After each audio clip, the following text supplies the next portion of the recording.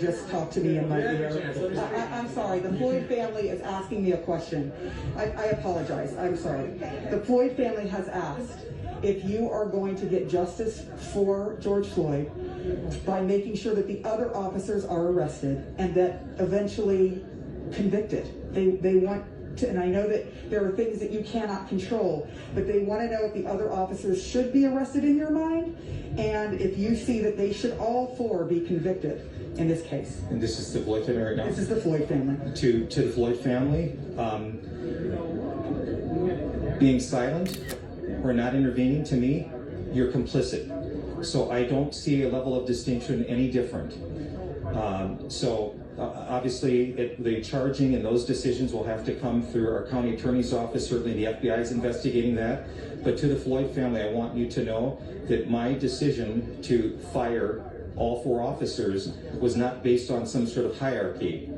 Mr. Floyd died in our hands, and so I see that as being complicit. So that is about as much as I apologize to the Floyd family if I am not more clear, but I don't see a difference in terms of the ultimate outcome is he is not here with us. You don't see a difference between what Officer Chauvin did and the three other officers who, some of whom kneeled down as well, but some of whom just watched. You see that all as the same act. Silence and inaction, you're complicit. You're complicit. If there were one solitary voice that would have intervened and act, that's what I would have hoped for. That's what you would have expected from your officers, yes? Absolutely, and that did not occur. So to the Floyd family, I hope that's my response. Yeah. And Thank you so much. do you have another question? What's your response? What's your response to Phalonis? They arrest guys every day. They had enough evidence to fire them, so they have enough evidence to arrest them. I don't know who he's talking to, but I need him to do it because we all are listening. Black Lives Matter. Sarah, that was an incredible interview that you did, and it was the first time. Hang on, Sarah. But you haven't spoken to anyone at the police department. I'm not sure. Phalonis, correct me if I'm wrong. Have you spoken to them directly? So that was really the first interaction that you've had with the police department since your brother's death. So Sarah, in the course of this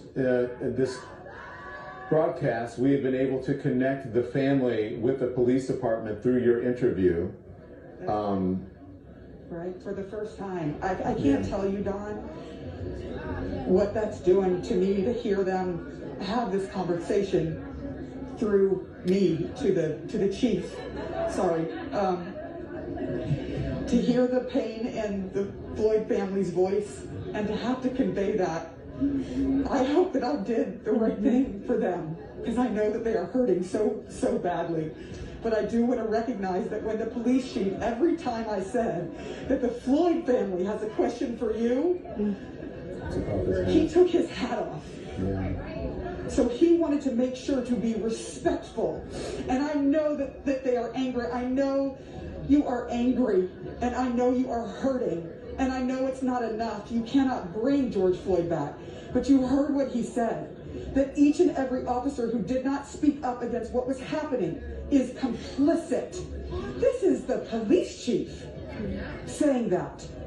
This is the police chief. Don, have you ever heard that before in your life? I have not.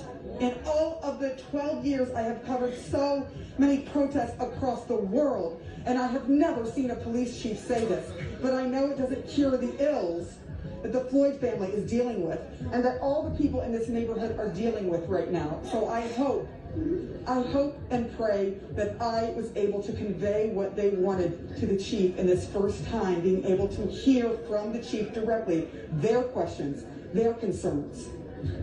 Sarah, I think you're right. I think that Chief Arredondo